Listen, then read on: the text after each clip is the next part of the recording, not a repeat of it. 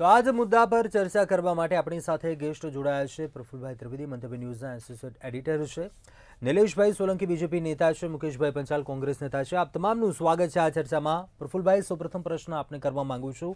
વારંવાર બ્રિજને લઈને અનેક વિવાદો સામે આવતા રહે છે. આજે પણ જે આંકડો સામે આવ્યો છે, બ્રિજની જે સ્થિતિ ક્યાંક જોવા મળી, અનેક બ્રિજો એવા જર્જરિત હાલતમાં છે. નેશનલ હાઈવે પરના બ્રિજોની આ પ્રકારની સ્થિતિ હોય, કયા પ્રકારે આપ જોઈ રહ્યા છો, શું કહેશો?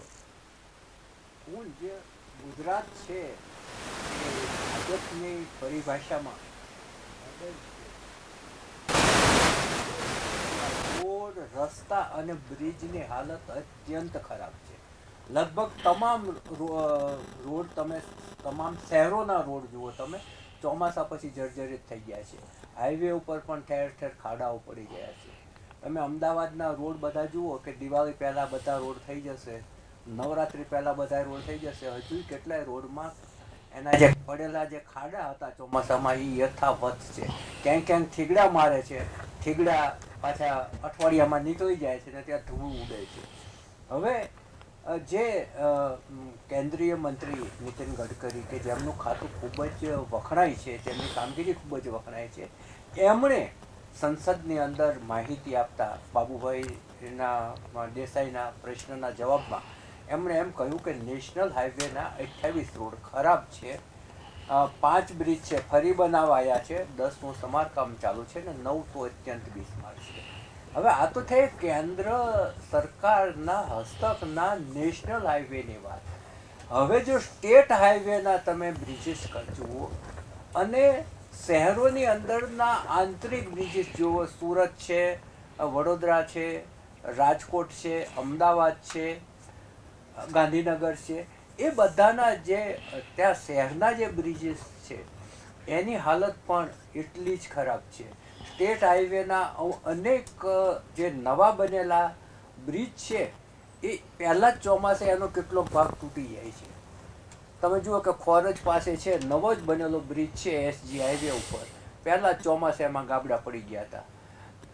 આવું જ સ્થિતિ બોપલ પછી એક જે બ્રિજ બનતો હતો ઔડા દ્વારા, એમાં પણ એવી જ પરિસ્થિતિ પેદા થઈ હતી.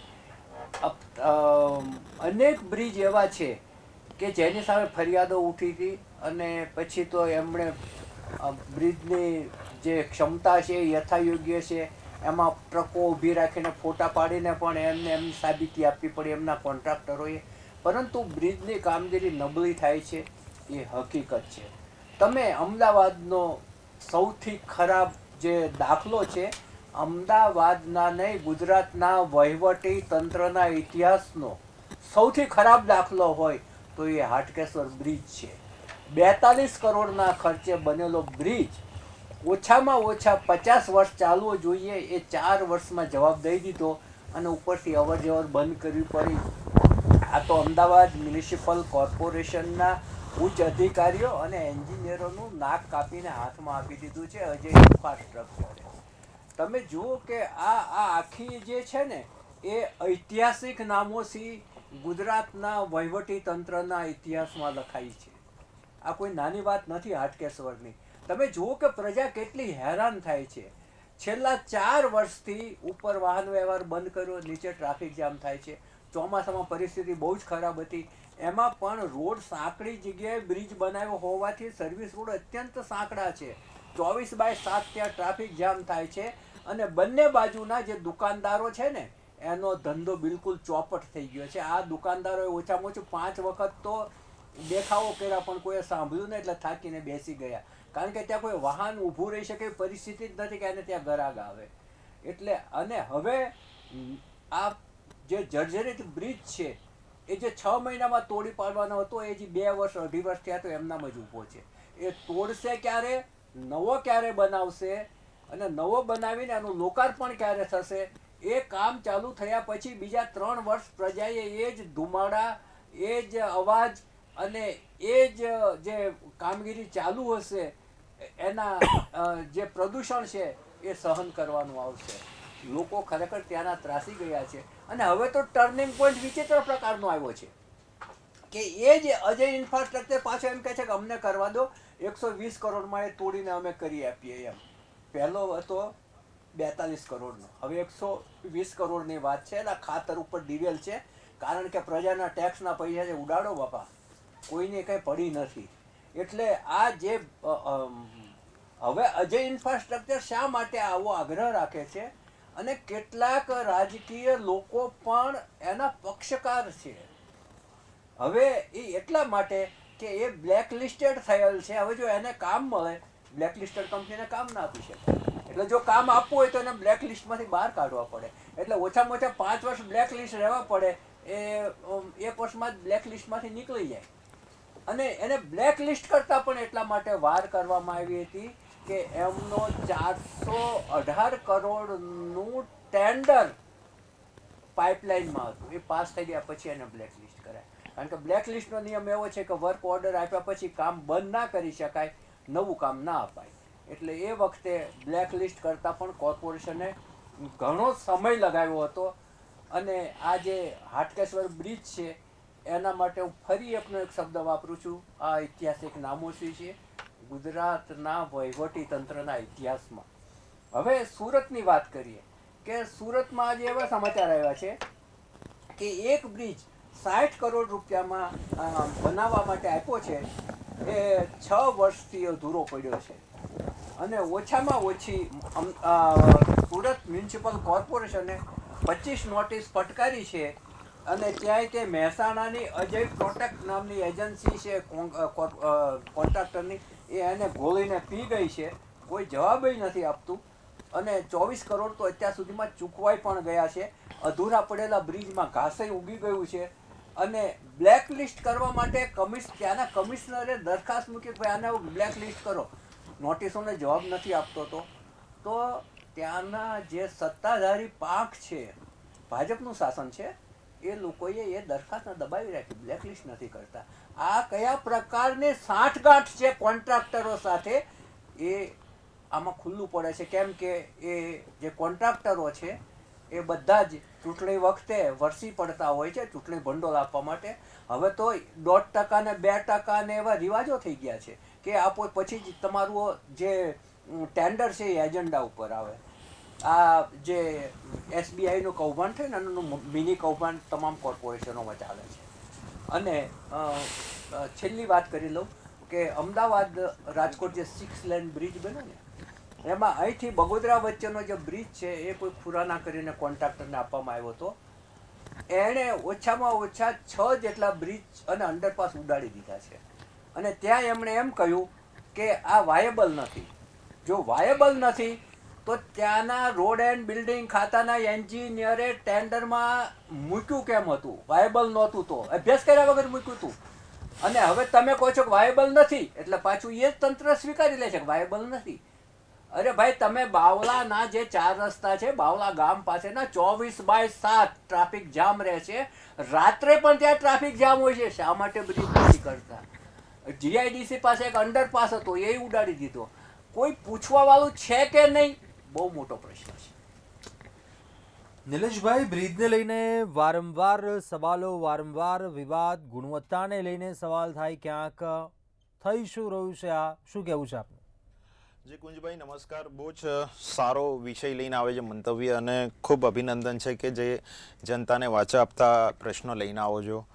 મુખ્યમંત્રીશ્રીએ ગામડાથી માંડીને શહેર સુધી જે વિકાસની જે ગતિ જે ડબલ એન્જિનની સરકારે જે કરી હતી, પહેલાંના સમયમાં એવું હતું કે કદાચ રસ્તા જ દેખાતા નહોતા, ફ્રિકવન્સી નહોતી, રોડ ક્યાંય કોઈ જાય ખૂણે ખાંચરે જોવા નહોતા મળતા. હવે ધીમે ધીમે પબ્લિકની ડિમાન્ડ, પબ્લિક આપણી જે પોપ્યુલેશન વધી છે, જે લોકોની જે સામે ટેક્સની સામે જે વળતર જોઈએ કે રોડ, રસ્તા, ગટર પાણી, લાઇટ, આ બધું એક પ્રાઇમરી હોય છે. પણ ધીરે ધીરે હવે આપણે એક મેટ્રો સિટીમાં આવી ગયા. મેટ્રો સિટીમાં તમે જુઓ કે એક ગુજરાતમાં 398 બ્રિજનો અહેવાલ છે કે સારા છે, અને આપણા ત્યાં એક 9 બ્રિજ કે એનાથી વધારે થોડા સમારકામમાં આગે છે. આપણે થોડા જ સમય પહેલાં જોયું હતું કે શાસ્ત્રી બ્રિજનું કામ ચાલતું હતું દિવાળીના સમયમાં. એ બ્રિજ એવા છે કે એના પછીનો કોઈ વિકલ્પ નથી. એ બ્રિજ તમારે છોડવો હોય તો સીધા અંજલી બ્રિજ કે એના પછીના બ્રિજનો ઉપયોગ કરવો પડે. છતાંય સરકારે તંત્રએ ટેન્ડર બહાર પાડ્યું હતું, થોડું લેટ થયું કારણ કે કંપનીઓ ટેન્ડરને એ ભરે એ પ્રોસિજર આખી એ આપણા ત્યાં એક ફોર્મેટ છે કે ટેન્ડર પ્રક્રિયા હોય, ટેન્ડરના જે માપદંડ હોય એ સિલેક્ટ કરવામાં આવે અને બધા એવું નહીં કે ભારતીય જનતા પાર્ટીની સરકારે કે ખૂણે ખાચડે નહીં, આ ટેન્ડરની પ્રક્રિયા બોર્ડમાં મૂકવામાં આવે છે અને આ જે ભાવ બોલતા હતા હોય એ ઓપન થાય છે. અને એટલા માટે કે શાસ્ત્રી બ્રિજનો એક બાજુનો ભાગ સારો બન્યો, હવે બીજી બાજુ એનું કામ છે તો એક થોડા હેરાનગતિ થાય છે, પણ જનતાને હેરાનગતિ ના થાય માટે વેજલપુરના ધારાસભ્ય અમિતભાઈ ઠાકરે પોતે ગયા હતા અને ત્યાં જેટલી ઝડપી બને એટલું કામ. બીજી વસ્તુ આપણે કહીશ કે હમણાં જ થોડા સમય પહેલા મુખ્યમંત્રી શ્રીએ ગાંધીનગર મહાનગરપાલિકા, રાજકોટ મહાનગરપાલિકા અને સુરત મહાનગરપાલિકામાં 12.84 કરોડ, 60.72 કરોડ અને 181.50 કરોડ આ ગ્રામ્ય વિસ્તારમાં કે જે મહાનગરપાલિકાઓને જોડતા હોય એ ત્યાં પણ એક એમને ફંડની પ્રોવાઈડ કરી. જે જગ્યાએ જે લાગતું હોય, આપણે અમદાવાદની વાત કરીએ તો અમદાવાદ હવે સર્કલમાં એટલું વધી ગયું છે કે કદાચ આપણે એનો 102 કિલોમીટરથી પણ વધારે એના જે રોડ હોય એ રોડને પેચવર્ક પતી ગયું છે. આ વર્ષે આપણે જોવાનું જોઈએ કે સમગ્ર 12 માસમાં માવઠું થયું છે. હવે માવઠું થતું હોય તો અમુક જગ્યાએ જે કોરી બનતી હોય એ અટકી જાય, એના પ્લાન્ટો અમુક બનતા હોય, પણ આ વખતે જે વ્હાઇટ ટોપિંગ રોડ છે 23 જગ્યાએ અમદાવાદમાં જે કામ ચાલી રહ્યા છે, જે એના ટેન્ડરિંગ સ્પેવર મશીનો ચાલુ છે, 4500 મેટ્રિક ટન જે હોટ મિક્સના જે મશીનો હોય છે એનું પણ રીસર્ફેસ પેચવર્કનું કામ ચાલી રહ્યું છે. આ અમદાવાદમાં 132 કિલોમીટરથી પણ વધારે એ જે કામ જે પતી ગયા છે ને હવે આવનારા દિવસોમાં માર્ચ સુધી જે અમદાવાદ મ્યુનિસિપલ કોર્પોરેશને આપ્યું છે, માર્ચ સુધી આ સમગ્ર 100% એ કામ પૂરું થઈ જશે. આપણે જોયું છે કે ક્યાંય કોઈ જગ્યાએ હવે અમદાવાદનો જે વિસ્તાર છે, ગુજરાતનો સમગ્ર વિસ્તાર, એ બધી જ જગ્યાએ આજે જે બાબુભાઈ દેસાઈ જે સાંસદ છે એમને એ પ્રશ્ન કર્યો અને સામે ગડકરીજીએ જવાબ આપ્યા. આ બધા ફ્લોર ઉપર હોય છે. ક્યાંય ભ્રષ્ટાચાર થતો હશે, હું ના નથી પાડતો કે ભ્રષ્ટાચાર થયો છે, પણ ભ્રષ્ટાચાર પકડતી આ જ સરકાર છે. જે હાટકેશ્વરના બ્રિજની વાત થઈ તો એમાં એ ટેન્ડરિંગની પ્રક્રિયા ચાલુ છે. અજય ઇન્ફ્રાએ માંગી હશે, આક્ષેપ કર્યા હશે કે એની માંગણી કરી હશે, પણ એ આપવું ના આપવું એ સરકારનો વિષય છે. સરકારમાં પણ વિપક્ષના વ્યક્તિઓ બેસે છે, એ લોકો પણ જનતાની સામે જોઈ રહ્યા છે કે ના આ જનતાનો રૂપિયો જે બગડ્યો છે, અજય ઇન્ફ્રા જોડે હોય કે કોઈ પણ ભ્રષ્ટાચારી જોડે હોય, એક રૂપિયો કુંજભાઈ પાછો લેવામાં આવે છે અને એને બ્લેકલિસ્ટ કરવામાં આવે છે, એની ઉપર FIR થઈ છે. બધા જ જે કાયદા કાનૂન લાગવા જોઈએ એ સરકાર એની પર લગાઈ રહી છે.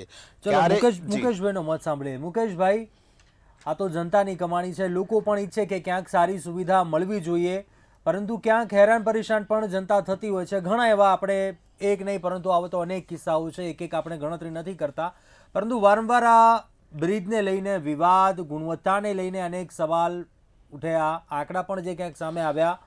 શું કહેવું છે? નેશનલ હાઈવેની સ્થિતિ ક્યાંક અલગ છે, શહેરની સ્થિતિની વાત કરાવી રહ્યા છે, બે વસ્તુ અલગ છે, પરંતુ આ સમગ્ર આપ કઈ રીતે મૂલવો છો? હવે આમાં તો એવું છે ભાઈ કે ભારતીય જનતા પાર્ટીના પ્રવક્તાએ કહ્યું ને કે અમદાવાદ મોટું છે. કાલ તો ભૂપેન્દ્રભાઈ એમ કે શું કરું, ગુજરાત એટલું મોટું થઈ ગયું છે, અને પરમ દિવસે પ્રધાનમંત્રી કે 140 કરોડનો દેશ થઈ ગયો છે. હવે આમાં એ લોકોને જે લાગે છે ને એમાં તો એ લોકોએ સ્વૈચ્છિક રીતે કહેવું જોઈએ કે આ મોટું થઈ ગયું છે કે મોટાનો વહીવટ અમે નહીં કરી શકીએ, કારણ કે ટેક્સ લેવાનું કામ છે એ તો આપણે જ કરીએ છીએ, એ કોઈ બીજું કરતું નથી. તો જે રીતે આપણે ટેક્સ લઈએ ને એ રીતે એનો વહીવટ કરવાની આપણામાં આવડત હોવી જોઈએ. એ મોટું તો થવાનું જ છે, એનું નામ જ વિકાસ કહેવાય. તમે ગુજરાતમાં 30 વર્ષથી સરકાર ચલાવો છો અને તમે એમ કહો મોટું થઈ ગયું, નાનું થઈ ગયું, આ બહુ હાસ્યાસ્પદ વાત છે. બીજી વાત, 26 નેશનલ હાઈવે બ્રિજ અને સ્ટેટ હાઈવે, આ તો કાયદેસરના આંકડાની વાત છે કે જે મંત્રીશ્રીએ સંસદમાં કબૂલ કરીને અભિનંદન આપવું જોઈએ બાબુભાઈ દેસાઈને, તો મારા મિત્ર છે, વડીલ, એમણે આ સવાલ પૂછવાની હિંમત કરી છે, મને નવાઈ લાગે છે. બાકી તો ખરેખર જે આંકડા નથી એવા તો કેટલાય બ્રિજો ખખડધજ છે. આ નારોલનો બ્રિજની હમણાં વાત કરતા હતા ને, એ નારોલના બ્રિજ ઉપર ઓછામાં ઓછું મેં 10 થી 15 વાર તો લાઈવ કર્યું ને, ત્યારે તો કદાચ એ સરકાર જાગી હશે. અને હજી એ તમને કહું છું, એક બાજુનો બ્રિજ એમનો કર્યો લગભગ 1.25 વર્ષ જેટલો સમય લાગ્યો, અને પછી બીજી બાજુનો હવે ચાલુ કર્યો. એ બેની વચ્ચે નવો બ્રિજ બનાવવાનું કોણ ના પાડે છે મને ખબર નથી પડતી. ત્યાંથી પુષ્કળ પ્રમાણમાં લાખો વાહનો પસાર થાય, એ બેની વચ્ચે બ્રિજ ના બનાવી શકાય, નવો ચાલુ કરી શકાય, પણ એ કોણ કે હવે એક ભગવાન જાણે. બીજી વાત તમને કરું કે તમે હમણાં એક શીર્ષક આપ્યું છે કે બ્રિજ થયા બેહાલ, પણ બ્રિજ થયા બેહાલ કરતા પ્રજા બ્રિજ ઉપરથી ચાલતા ચાલતા બેહાલ ના થાય ને એ પણ એ આપણે સંભાળવું પડશે અને જોઈને ચાલવું પડશે. બીજી વાત કે જે રીતે આપણે બ્રિજનું કામ શરૂ થાય કે કોઈ પણ ડેવલપમેન્ટનું કામ શરૂ થાય ત્યારે એક ધારાધોરણ મુજબ ટેન્ડરમાં જોગવાઈ હોય છે કે સર્વિસ રોડ સારો કર્યા વગર તમે કોઈ પણ વસ્તુ ચાલુ જ ના કરી શકો. આજે અમદાવાદ અને બરોડા અને એક ભાવનગર આ ત્રણેયનું મેં જોયેલી વાત કરું છું કે એસજી રોડ ઉપર બ્રિજનું કામ કર્ણાવતીથી સાણંદ ચોકડી સુધી થયું છે ચાલુ, એમાં પતરા મારી દીધા છે, સર્વિસ રોડનું કામ એઝ ઇટ ઇઝ છે. હવે આ પબ્લિકને શું ભોગવવાનું એ પબ્લિક જ જોવે. અને ભાવનગરની અંદર નારી ચોકડીથી જે ભાવનગર શહેરમાં જતો એલિવેટેડ કોરિડોર આજે કેટલાય વર્ષોથી બને છે, એ કામ ચાલે જ જાય છે. જે કહ્યું ને પ્રફુલભાઈ કે 60 કરોડનું સુરતનું કામ એ 100-200 કરોડ પહોંચશે ત્યાં સુધી પૂરું નહીં થાય, 6 વર્ષ એટલે કેટલો મોટો ટાઈમ કહેવાય. એવી પરિસ્થિતિ ભાવનગરમાં છે. એ જ રીતે નારી ચોકડીથી બ્રિજ ઓળંગી અને તમે તળાજા હાઈવે જાઓ, એ હાઈવે આરસીસીના બનાવવાની વાત છે, પણ ત્યાં એ હાઈવે પહોંચવા માટે 15 કિલોમીટરનો રસ્તો છે સાહેબ, એટલો જર્જરિત હાલતમાં છે કે ત્યાંથી પણ હજારો લાખો વાહનો પસાર નિલેશભાઈને થાય. સાંભળીએ. આ નિલેશ- એક મિનિટ મને મારી વાત પૂરી કરો તો પછી અમને સાંભળજો. બીજી વાત કહું છું, અજય ઇન્ફ્રાસ્ટ્રક્ચરને તમે કહ્યું કે એ બ્રિજ ઉતારવાનું કામ સોંપ્યું. ભાઈ હવે એમની મજબૂરી હશે ને એમણે કામ સોંપ્યું. હવે આ અજય ઇન્ફ્રાસ્ટ્રક્ચર વાળાએ એવું પણ કીધું છે પ્રફુલભાઈ કે જે તમારા ધ્યાનમાં નથી કે હવે એ બ્રિજ છે ને રિપેરિંગ કરીને ચાલી શકે એમ છે. કેટલા વર્ષે કેસ ચાલી ગયા, હાઈકોર્ટે કહ્યું, બધું અમલમાં આવ્યું, પછી હવે કહે છે. મને એમ થાય છે કે આ કોર્પોરેશનના કે સરકારના સત્તાધીશોની એવી કઈ મજબૂરી છે કે અજય ઇન્ફ્રાસ્ટ્રક્ચરના ઘૂંટણીએ પડી જાય છે. ગુજરાતમાં શું એવા કોઈ નિલેશભાઈને જવાબ ટેન્ડર ભરવાવાળા નથી? નિલેશભાઈને સાંભળીએ. કુંજભાઈ કહેતા બી દીવાના સુનતા બી દીવાના. અજય ઇન્ફ્રાને કામ આપ્યું નથી. કદાચ ઓથેન્ટિક સાથે આપણે બેસવું જોઈએ, થોડો અભ્યાસ કરીને આવતા હોય તો મને એવું લાગે કે અરે પણ તમે લાવી આપો, આપણે દૂધનું દૂધ પાણીનું પાણી આપણે કરી દઈએ. મુકેશભાઈ મારા પરમ મિત્રએ કીધું કે મેં શાસ્ત્રી બીજ ઉપર લાઈવ કર્યું ત્યારે થયું. એટલે જો લાઈવ કરવાથી આમને થતું હોય તો ગુજરાતના બધા જ બ્રિજનું લાઈવ કરે. પણ એમને મેં આખી સૂઝબૂઝની વાત કરી કે ટેન્ડરિંગ પ્રક્રિયા થાય, ટેન્ડરમાં સામે કંપની આવે, એના રેટ નક્કી થતા હોય ને એમના કોંગ્રેસના પણ હવે કાઉન્સિલરો બેઠા હોય છે. એવું ક્યાં છે કે ભાઈ અંદર ખાને આપી દીધું. જ્યારે અમદાવાદમાં આટલા બ્રિજ હોય, આજે 52 બ્રિજ છે, 15 ઓવરફ્લાય અંડરપાસ છે, આ બધા બ્રિજ કોના સમયમાં બન્યા? કુંજભાઈ હું આપને કહીશ કે જ્યારે કોઈ જગ્યાએ કોઈ દુર્ઘટના થતી હોય છે ત્યારે કોઈની જાનહાનિ નથી થતી, ભગવાનની એ દયા છે. પણ જ્યારે આ કામ થતા હોય, ઇન્ફ્રાસ્ટ્રક્ચરના કામ થતા હોય, રોડ રસ્તાના કામ થતા હોય, ત્યારે સરકારની ઈચ્છા શક્તિ છે કે આ જનતાને સારું કામ આપે. આજે તમે જુઓ કે આજે અમદાવાદમાં ટ્રાન્સપોર્ટેશન કેટલું વધી ગયું. આજે મેટ્રો આવી ગઈ, બીઆરટીએસના એના રૂટ વધારે થઈ ગયા, આજે ડબલ ડેકર બસો આવી ગઈ. અપગ્રેડેશન જે જનતા હું માંગે આપને છે. કહું કે કેટલા બ્રિજ બન્યા, હું આપને કહું થોડા છેલ્લા 4-5 વર્ષમાં બોપલ ફ્લાયઓવર બન્યો, શિવરંજની બ્રિજ બન્યો, એસી બ્રિજ બન્યો, હેલ્મેટ ક્રોસ રોડ બન્યો, જસોદા ફ્લાયઓવર બન્યો, ઇસ્કોન. આ મારી લાંબી શૃંખલા છે. બીજી વસ્તુ કે એમને વિપક્ષમાં પણ બેસવા લાયક નથી. ગુજરાતની જનતા એમને તમાચો માર્યો છે. જો અમે ક્યાંય ખોટું કર્યું હોત, દાદાની સરકારે ક્યાંય ત્રુટિ રાખી હોત, નિલેશભાઈ હું એટલા માટે આપણો કહી રહ્યો સવાલ, છું આપણો કે મુદ્દો એ છે સરકારે જે બ્રિજ વિકાસ બનાવવું કામ સારી કરેલા બાબત છે, છે, પરંતુ હા. બ્રિજમાં જે ગાબડું પડ્યું, બ્રિજની જે હાલત છે, બોપલ બ્રિજ બી બનાવ્યો, બોપલ બ્રિજમાં પણ હાલત એવા સામે આવી હતી. સાણંદ જવાનો પણ બ્રિજ હતો, ત્યાં પણ ક્યાંક હાલત એવી હતી. મુકેશભાઈ આપને શું લાગે? કુંજભાઈ આનો જવાબ એક 10 સેકન્ડ આપી દઉં કે જ્યાં ક્ષતિ થાય છે, જ્યાં ગાબડા પડે છે, ત્યાં એના જે કોન્ટ્રાક્ટર હોય છે એનું પેમેન્ટ અટકાવવામાં આવે છે, એનું નિરીક્ષણ કરવામાં આવે છે અને એની બધી જેટલી એજન્સીઓ સાથે એના સંકલન હોય છે, એજન્સીઓ એને નિરીક્ષણ કરીને કામ એને આગળ વધારવું હોય તો વધારે છે, જો એને અટકાવવું હોય તો અટકાવી શકે છે. એટલે આ સરકાર ટ્રાન્સપરન્સી વાળી સરકાર છે. અમે તો ભ્રષ્ટાચારને પકડ્યું છે ભાઈ, એટલે માટે અમે ચેલેન્જ સાથે કહીએ છીએ કે એક પણ રૂપિયો જનતાનો ક્યાંય જવાનો નથી. જી મુકેશભાઈ, સૌથી મોટો ભ્રષ્ટાચાર જો ભારતીય જનતા પાર્ટી કરતી હોય ને તો આ રોડ રસ્તાને બ્રિજમાં જ કરે છે, એવો મારો ચોખ્ખો આક્ષેપ છે. એમાં એમને જે માનવું હોય માને, ના માનવું હોય ના માને. બીજી વાત કહું છું, મ્યુનિસિપલને ખર્ચમાં ખાડામાં ઉતારનાર પ્રજાના પૈસા વ્યય થવાની વાતો કરે છે. હાટકેશ્વર બ્રિજ નવો ન બનાવવા, રિપેર કરવા અજય ઇન્ફ્રાની સુફિયાની સલાહ આ પ્રતિષ્ઠિત મીડિયાએ લખ્યું છે. જો હવે ખોટું હોય તો તમે જાણો ને મીડિયા. હવે ના પ્લીઝ જો મને પછી જો તારો વચ્ચે આપણે એક મુદ્દાને લઈને નથી. મુકેશભાઈ, સમયનો અભાવ છે.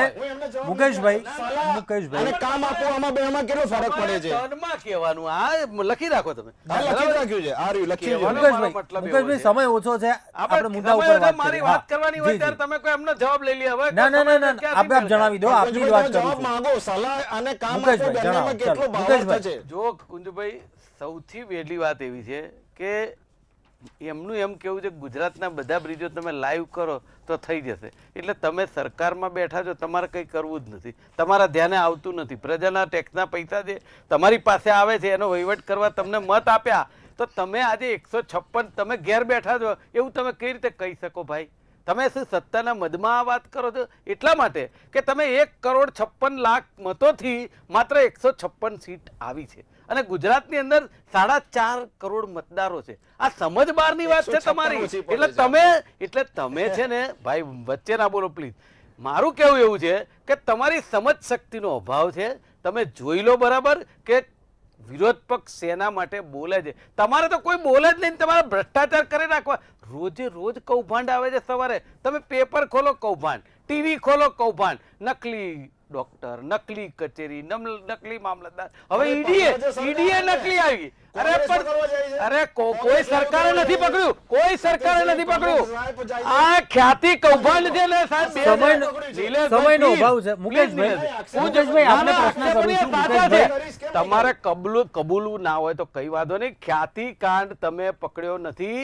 2 માણસના મૃત્યુ થયા પછી, હોબાળો થયા બાદ સરકાર જાગી છે. તમે કશું પકડતા નથી. તમે તો ભૂપેન્દ્રસિંહ ઝાલા જેવા જે કૌભાંડકારીઓ છે ને એને સભામાં લાવો છો, એને પાર્ટીમાં લાવો છો, એની જોડેથી ફંડ લીધા છે, એને લખીને આપ્યું છે કે આ ચેક. ચલો, આપણે મુદ્દો હવે ભટકી ગયા. નિલેશભાઈ, પણ એ કહે છે તમે હવે ભ્રષ્ટાચાર નથી કરતા. બિલકુલ ટૂંકમાં આપનો જવાબ જાણવા માંગુ છું. નિલેશભાઈ, સિવાય કઈ કામ નથી કરતા. મારું ચોખ્ખું કેવું છે કે કોઈ સલાહ આપતો હોય એને કામ કઈ રીતે તમે આપી શકો અને એમને એ પુરવાર ના કરી શકે? એ મીડિયા લખે, આ મીડિયા લખે છે ભાઈ, તો મીડિયાને ખોટું પાડો તમે. વાત જ નથી કરી. ચલો, આપણે મુદ્દાથી ભટકી ગયા. એટલે આ પ્રવક્તા આટલા મારા વડીલ છે, એ અનુભવ હોય પણ છતાં એ ભૂલ કરતા હોય તો મારે કઈ ભૂલ કરવાની આવતી.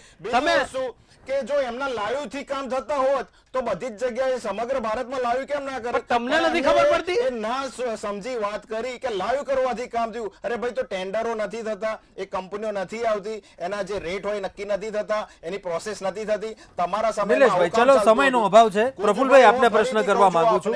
કે દાદાની સરકારમાં જનતાના જે વિકાસના કામો છે અવિરત થશે અને એક પણ જનતાનો રૂપિયો ભ્રષ્ટાચારીઓ લેશે તો એને એ વસૂલ કરવામાં આવશે. જે કંપનીઓ છે, કંપનીઓ જોડે ફરીથી એની પેનલ્ટી સાથે વસૂલ કરવામાં આવશે.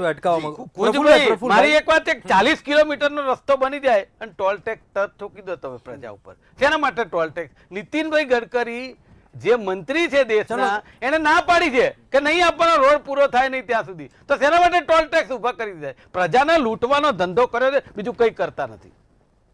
પ્રફુલભાઈ, તમામ આપણે મતો સાંભળ્યા, પરંતુ મુખ્યમંત્રીએ પણ આ ક્યાંક ગુણવત્તાને લઈને અનેકવાર ટકોર કરી છે જ્યારે ક્યાંક આ પ્રકારના બનાવો સામે આવ્યા. પરંતુ વારંવાર આ ગુણવત્તાને લઈને સવાલો ક્યાંક, અને જે સમયગાળો છે ક્યાંક ભલે ધીમી ગતિએ ક્યાંક કામ થતું હોય, પરંતુ એવું મજબૂતાઈ ભર્યું ગુણવત્તાવાળું કામ થવું જોઈએ. બ્રિજમાં ક્યાંક અપગ્રેડેશન થવું જોઈએ, વિકાસ થયો છે. ચલો માનીએ અત્યારના ઇન્ફ્રાસ્ટ્રક્ચર એવા છે, વધુ મજબૂતાઈથી વધારે વર્ષો ચાલે તેવા પ્રકારના બ્રિજ બની શકે છે. પરંતુ આ સ્થિતિને કઈ રીતે આપ મૂલવો છો? શું કહેશો આપ અંતમાં?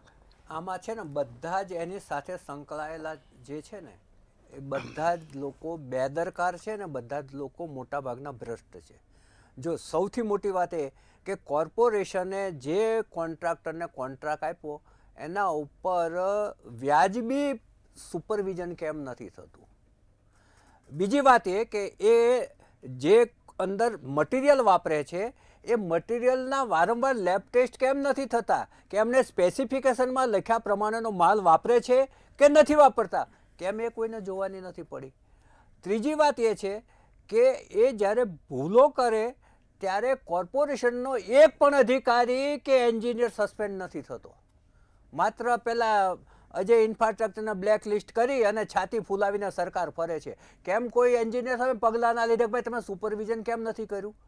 એની અંદર 45ના ગ્રેડની કપચી વાપરવાની હતી, એ કપચી 12 થી 15ના ગ્રેડની વપરાય છે. આ લેબ ટેસ્ટ છે અને લેબ ટેસ્ટના રિપોર્ટ છે સૌથી પહેલાં મંતવ્ય ન્યૂઝે બતાવ્યા હતા. અમારી પાસે એને ઝેરોક્સ નકલો આવી ગઈ હતી અને જુદી જુદી જેટલી લેબોરેટરીમાં ટેસ્ટ થયા બધી જ જગ્યાએ એનું મટીરિયલ ફેલ ગયું હતું. તો કેમ કોઈને પડી નથી? તમે પ્રજાના પરસેવાના ટેક્સના પૈસામાંથી બનાવો છો અને પ્રજાના ટેક્સના પૈસામાંથી તમને પગાર મળે છે, તો પ્રજાને તમારે જવાબદેહીતા છે કે નહીં?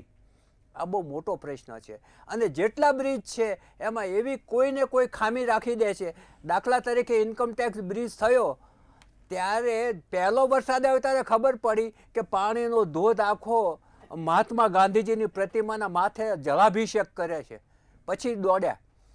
તમે જે આ બ્રિજની વાત કરી હેલ્મેટ સર્કલવાળા, નવરાત ત્યાં 2 ખાડા પડ્યા હતા નવા જ બ્રિજમાં અને નવરાત્રિમાં એક્ટિવા લઈને જતી 2 યુવતીઓ પટકાઈ હતી ને એકનું મૃત્યુ થયું હતું. એના પપ્પાએ પછી પોલીસ ફરિયાદ કરવાનું ટાળ્યું એટલે એ વિવાદ ન થયો અને સવારમાં વહેલી પરોળે એ ગાબડા સંધાઈ ગયા હતા. ત્રીજી વાત કરું તમે કે અંધજન મંડળ પાસે જે બ્રિજ બનાવ્યો, એ બ્રિજ બની ગયા પછી ખબર પડી કે એનો જે વસ્ત્રાપુર ગામ તરફનો છેડો છે ત્યાં તો પાણી ભરાય છે. ભાઈ શું ધ્યાન રાખો છો તમે? ઇન્કમટેક્સ બ્રિજ છે એ એટલો મોડો પૂરો થયો. તો કે મોડો કેમ પૂરો થયો? અંજલી બ્રિજ મોડો પૂરો થયો. મોડો કેમ પૂરો થયો? તો કે નીચે જે ઇન્ફ્રાસ્ટ્રક્ચર હતું, ગટરની લાઈનો ને પાણી લાઈનો, એ ફેરવવા માટે ટાઈમ ગયો. તો તમે જ્યારે ટેન્ડર તૈયાર કરો છો ત્યારે તમારા ધ્યાનમાં એ નથી હોતું કે નીચે કેટલી લાઈનો છે, નીચે કેટલું ઇન્ફ્રાસ્ટ્રક્ચર છે અને ક્યાં ફેરવવાનું છે? ટેન્ડર છે ને એ વાર એટલે લગાડે છે કે સેટિંગ કરવાનું એ 20%, 25%, 30% એ કન્ફર્મ આવી જાય ટેન્ડર વાળો, પછી એને આપવામાં આવે. આ એટલા માટે ટેન્ડર જી જી જી. કુંજભાઈ, આટલા બધા આક્ષેપ થતા હોય ને તો એક પ્રૂફ મારા પરમ મિત્ર લાવે. આપણે સાથે, હું એમની સાથે જ છું. તમે અને આટલું જે બધું જૂઠું ભ્રષ્ટાચાર બોલતા હોય સમયનો તો કોઈ રહેવા દે ખરા? આપણે એના મંતવ્યના ચેનલ પર પર્દાફાશ કરીએ. એટલે અને આપણે આવું સરકાર બોલીને જ સાથે પ્રજાના છે. ટેક્સના પૈસાનો માત્ર વેરફાટ આક્ષેપ કરતા રહો કરવા તમે. છે. માત્ર સમયનો અભાવ છે, આક્ષેપ કરવા. ચર્ચા સમાપ્ત કરવી પડશે. પ્રફુલભાઈ, નિલેશભાઈ અને મુકેશભાઈ, આપણા તમામ ચર્ચામાં